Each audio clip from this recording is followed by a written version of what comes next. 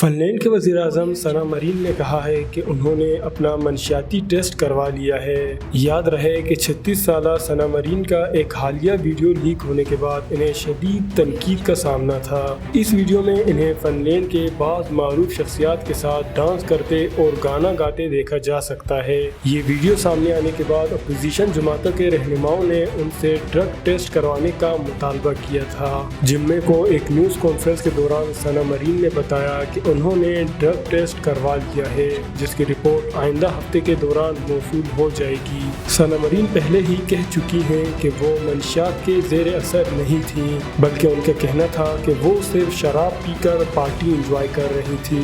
انہوں نے رپورٹرز کو بتایا کہ میں نے کچھ بھی غیر قانونی نہیں کیا۔ ان کا کہنا تھا کہ انہوں نے منشیات کا ٹیسٹ صرف لوگوں کے خدشات کو دور کرنے کے لیے کروایا ہے۔ اور آپ کو یہ بھی بتاتے چلیں کہ ثنا مرین جب فن لینڈ کے وزیر اعظم منتخب ہوئی تھی تو وہ وزارت عظمیٰ کے عہدے پر فائز ہونے والی دنیا کی سب سے کم عمر شخصیات میں سے تھیں۔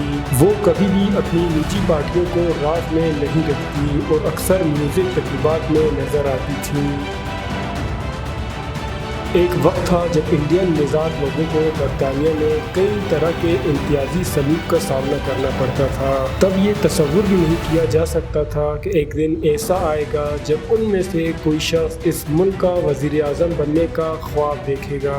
برطانیہ میں حزب اختلاف کی لیبر پارٹی کے رکن پارلیمنٹ وریندر شرما اب 75 سال کے ہو گئے ہیں۔ وہ 55 سال قبل انڈیا پنجاب سے لندن آئے تھے۔ اپنے ابتدائی دنوں میں ہونے والے امتیازی سلوک کا ذکر کرتے ہوئے وریندر شرما نے بتایا ہے کہ 1960 کی دہائی میں گھروں کے باہر لکھا ہوتا تھا کہ یہ گھر کرائے کے لیے خالی ہیں، پر یہ گھر ایشیا سے تعلق رکھنے والوں اور سیاہ فاموں کے لیے نہیں ہیں۔ اس طرح کلبوں کے باہر لکھا ہوتا تھا کہ کتوں، آئرش، خانہ بدوشوں اور سیاہ فاموں کو اندر آنے کی اجازت بھی نہیں ہے۔ اس طرح انگریز جب انڈیا کے لوگوں کو دیکھتے تھے تو کہتے تھے کہ یہ تو ہمارے غلام تھے اور اب ہمارے ساتھ بیٹھے ہیں۔ لیکن اب برطانیہ میں وریندر شرما جیسے کئی انڈین مزاج رکن پارلیمان ہیں۔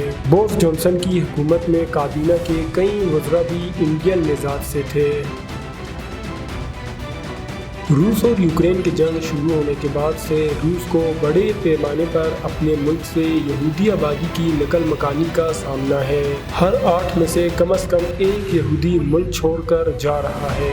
جوئش ایجنسی نامی تنظیم دنیا بھر کے یہودیوں کو اسرائیل منتقل ہونے میں مدد فراہم کرتی ہے۔ اس تنظیم کا کہنا ہے کہ مارچ سے لے کر اب تک روس کے 1,65,000 یہودیوں سے 20,500 حیران کن طور پر روس چھوڑ کر اسرائیل آ گئے ہیں، جبکہ دیگر ہزاروں یہودیوں روس سے دوسرے ممالک میں بھی نقل مکانی کر گئے ہیں۔ بلا شبہ ان میں سے ہزاروں یہودیوں کے ذہنوں میں تاریخی ظلم و ستم کا خوف موجود ہے، جو بڑے پیمانے پر ہونے والی اس نقل مکانی کا حصہ ہے، یا جو اب بھی ملک سے نکلنے کی کوشش کر رہے ہیں۔ ماسکو میں کمیونزم کے زوال کے بعد سے یہودی برادری کی ترقی کے لیے بہت سے کوششیں کی گئی۔ ان میں سب سے نمایاں 50 گولڈ سمتھ تھے، جو سن 1993 سے شہر کے چیف راہب تھے۔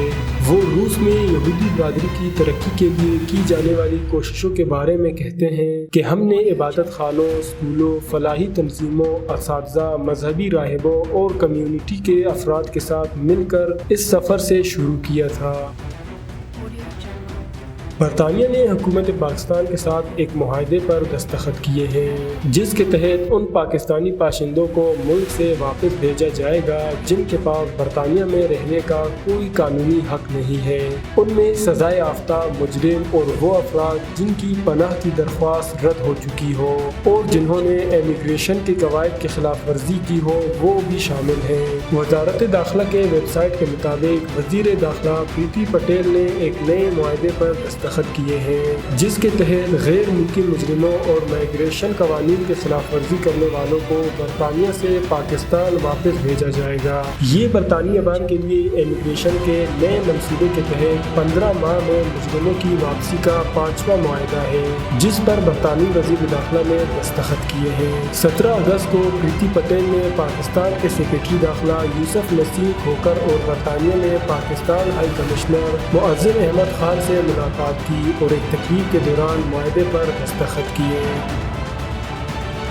متحدہ عرب امارات میں پاکستانی فوج کے سربراہ جنرل قمر جاوید باجوہ کو ابوظہبی دورے کے دوران اپنے دوسرے سب سے بڑے اعزاز آرڈر آف دی یونین سے نوازا ہے۔ اس حوالے سے سوشل میڈیا پر جنرل باجوہ کے تصاویر وائرل ہوئی ہیں جن میں انہیں سونے کے رنگ کا بڑا میڈل پیش کیا جا رہا ہے، ایک ایسے وقت میں جب الیکشن کمیشن آف پاکستان سابق وزیر اعظم عمران خان کے خلاف توشخانہ کے تحائف اثاثوں میں ظاہر نہ کرنے سے متعلق ریفرنس پر سماعت جمعرات سے کرنے جا رہے ہیں۔ بعض صارفین یہ سوال اٹھا رہے ہیں کہ تصاویر میں نظر آنے والا میڈل بھی کیا جنرل باجوہ توشخانہ میں جمع کروائیں گے، مگر اس کی تفصیلات میں جاننے سے قبل ہمارے لیے یہ جاننا ضروری ہے کہ متحدہ عرب امارات کے جنرل باجوہ کو کس اعزاز سے نوازا ہے اور بھلا کیوں نوازا ہے۔ سرکاری نیوز ایجنسی ویون کے مطابق صدر شیخ محمد بن زائد نے جنرل قمر جاوید باجوہ کو متحدہ عرب امارات کی طرف سے برادر اور دوست ممالک کے اعلیٰ حکام کو دیا جانے والا دوسرا سب سے بڑا اعزاز آرڈر آف دی یونین عطا کیا ہے۔ اس کا مقصد دونوں ممالک کے تعلقات کو مضبوط بنانے میں